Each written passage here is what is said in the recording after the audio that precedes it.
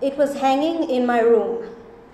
Wearing a white sari, it tapped rhythmically against the wall in the cold breeze of the night, casting long shadows on my bed and grinning back at me in the moonlight. It was the skeleton, my roommate. The skeleton came into our possession in the early 90s in a desperate attempt to save my father's legacy. My dad was a brilliant doctor, so they say. He died before I could form any clear memories of him, so their word is all I have to go by. When we, his offspring, all started showing a flair for the arts, Ma did what Indian mothers do in that situation. She sprung into damage control mode. A fully equipped home lab was created, complete with test tubes, beakers, sulfur-smelling chemicals, dead animals, body parts in jars, and yes, the real skeleton of a deceased person. I slept in that lab, not because we didn't have enough rooms. It was a looming old ancestral building, so of course there were many rooms, but because it was the only room free of pesky humans. No one ever entered that dark, smelly lab. Life happened outside of it. There, inside that lab, I had the luxury of complete privacy. Time froze and I could get lost in the labyrinth of my own mind. So what's a little skeleton to deal with? Mr. Sen, my sister's tuition teacher for biology, we all had tuition teachers, everybody knows this in India, was working his way through med school. One evening, after he had completed a study session with my sister at our dining table, we unveiled the skeleton for his expert opinion. He employed his questionable forensic skills and identified the skeleton as such. Female, approximately 24 years old at the time of death, unmarried, I don't know where he got that from.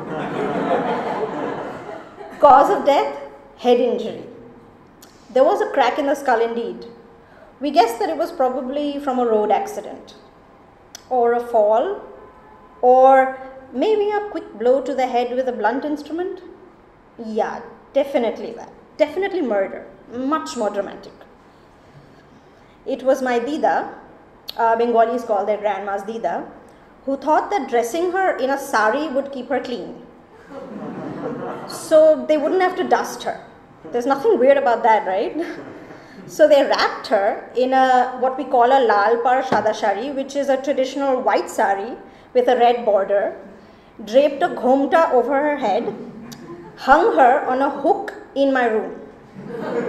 Yeah, and so I had a lab as a bedroom with the skeleton of a possible murder victim hanging in my room, facing my bed, wearing a white sari, and rattling about in the dead of the night. And I was cool with it.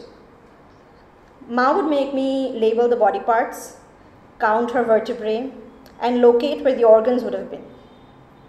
I'd lay on the bed and stare at her, and I'd create these elaborate stories with me and the skeleton as adventurers, pirates, detectives, even lovers. I mean, hadn't Heathcliff from Wuthering Heights dug out Catherine from her grave, clung to her skeletal remains on a dark and stormy night, and taught me that's how real love's supposed to be?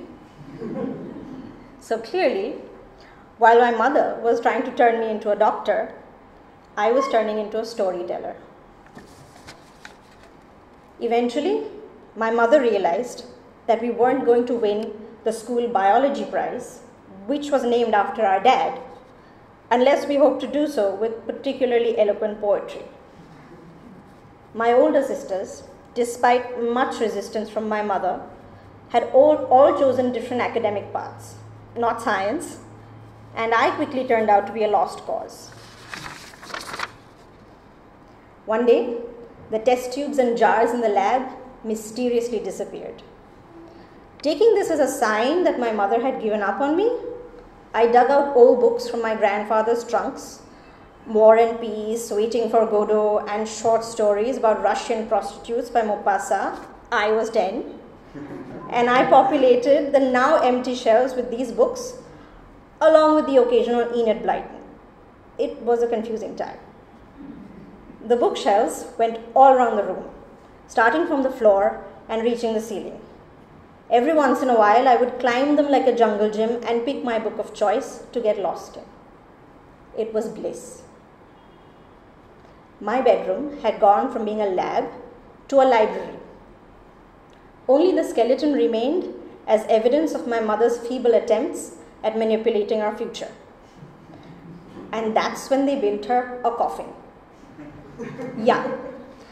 The coffin was specially crafted to her dimensions. The carpenter measured her out, and just to spice it up, they painted it lime green. Not because Dida expressed herself through color irony, but because that's what was left of the house paint. Always the practical one, Dida slapped a mattress on top of the coffin, and it beautifully doubled as the maid's bed. Of course, the maid never knew. And so the skeleton stayed as the help's bed companion for a good couple of years. We wondered why Ma just didn't get rid of the skeleton, but she had her plans. And a decade later, we found out exactly what those plans were. One fine day, my mother mused aloud. Acha, how much does it cost to ship a skeleton to the US? We were moving to our new home, one without a lab. My oldest sister had married and moved to LA and had a baby. My other sister and I were old enough, so it was a good time to leave the ancestral home and into a cozy apartment nearby. Most of our stuff was coming with us, but not the skeleton. The skeleton was applying for a green card. On careful questioning, it appeared that Ma had secretly pinned her hopes on the fact that one of us would produce an heir with a flair for science. Since my sister had married an Ivy Leaguer, the one-year-old offspring of this divine union must be science-worthy, she thought. So what if the little one can barely walk? Catch him young, right? No better way to introduce the child to the wonders of medicine than with a real full-size skeleton to use as a rattle. The feasibility of shipping the skeleton was discussed at length. We wondered about murder charges being pressed for trying to ship a real skeleton with a cracked skull to distant land. Whether the fear was legitimate or unfounded, the thought of possible jail time finally convinced my mother to abandon her grand plans of skeleton relocation. And then she took the logical, and therefore to us, the most shocking step. She finally decided to get rid of the skeleton. She sold the skeleton to a student of homeopathy for 1,000 rupees, coffin included. Ma still laments the selling. I bought it for 5,000 in those days, mind you.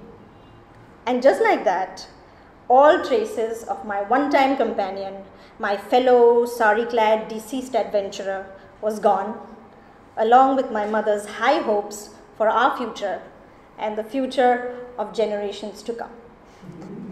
Thank you.